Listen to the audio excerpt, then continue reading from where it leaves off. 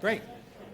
All right. Hi, I'm Ayo, and I'm here to talk about Elk, which is a Nimble Mastodon client.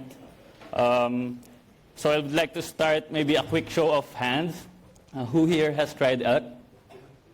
All right. That's a really, really nice result. Yeah, so for those who are not familiar with it, I hope by the end of the talk, you'll have some curiosity to check it out. If you do want to check it out, it's in elk.zone. So yes, I'm Ayo, and you can find me in the Fediverse. That's my handle, at ico.io. Also at Tongue Twister, I guess. So let's start with the trivia.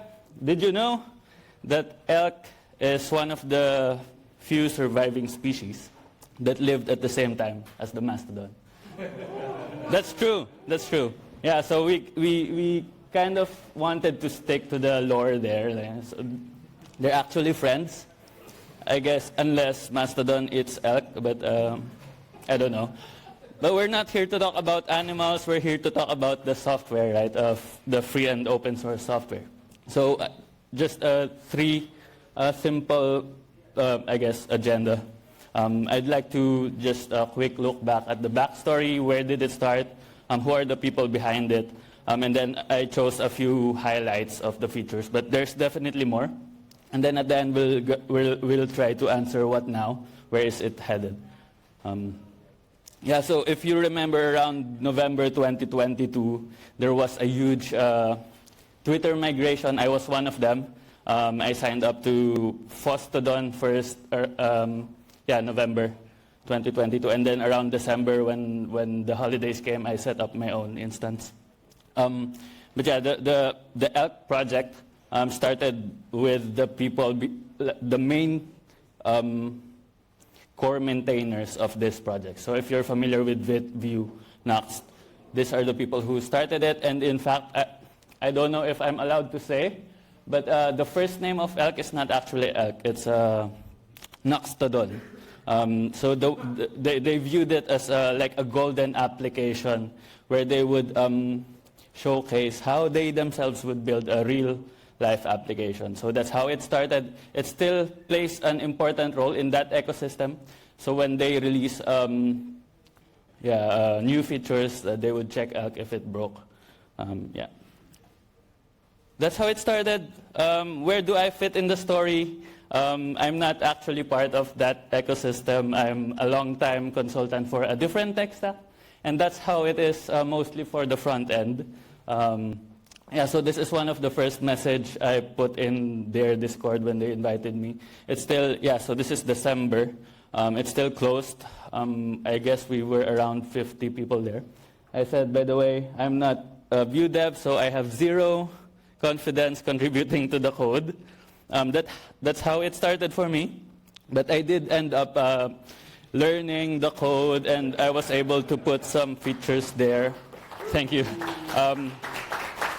So when I joined, it was just a lot of text. There were images, of course, but I was the first to implement preview cards, and then a bunch of improvements on that. I implemented the Mastodon filters API, so it respected your filters there. So if you know those closing and opening eyes, that's the UI that I worked on. And then the latest one that I'm proud of is the embedded media player. If you share YouTube, PeerTube, or SoundCloud, or Funkwhale, it will expand to a nice UI that respects the primary color that you choose for yourself.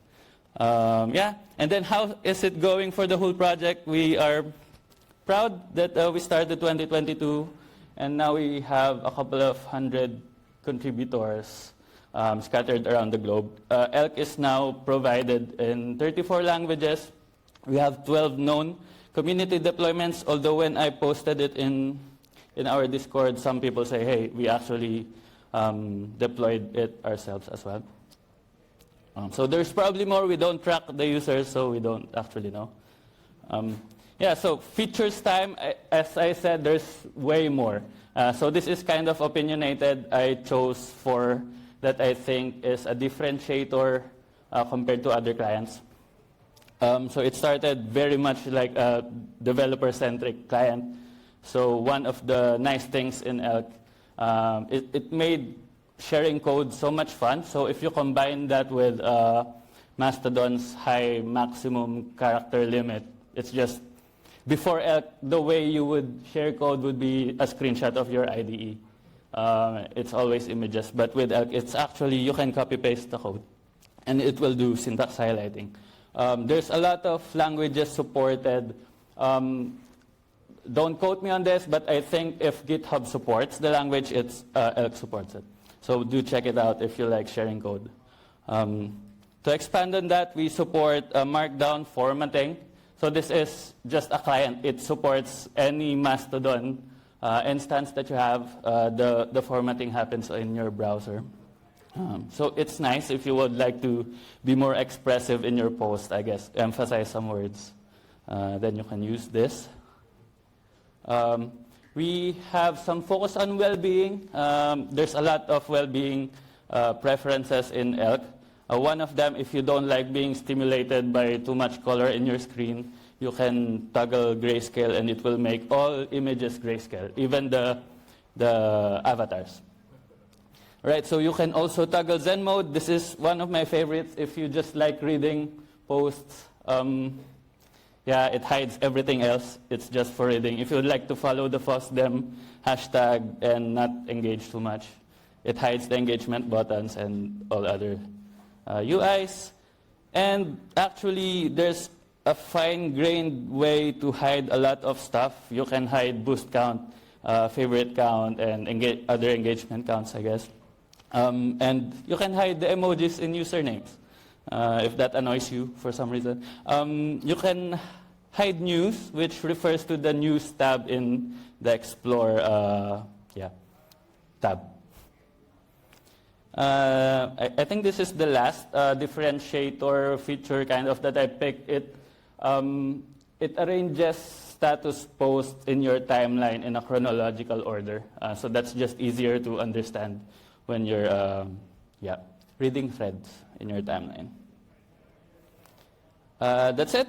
As a last part of the talk, we're pretty much the new kid in town. We just started 2022, at least compared to the other projects in the Fediverse. We are a big fan of the Fediverse, so we still have big ambitions for the project. One of them, it helps guide the maintainers in choosing what to focus on.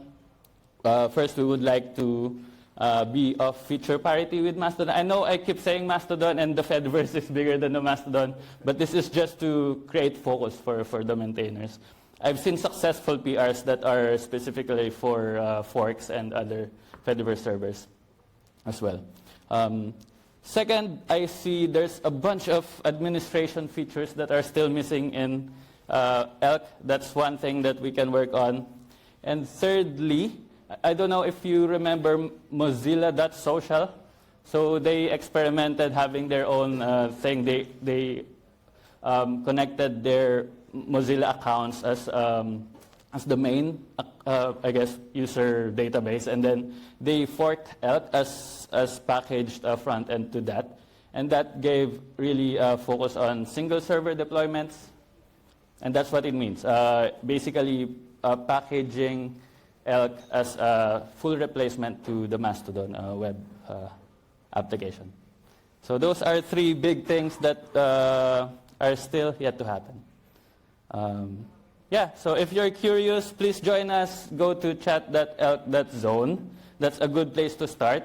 I'm going to be dropping other links in the Matrix server as well. But yeah, I'm there. The maintainers are there. If you would like to share memes as well, that's always welcome. Thank you so much.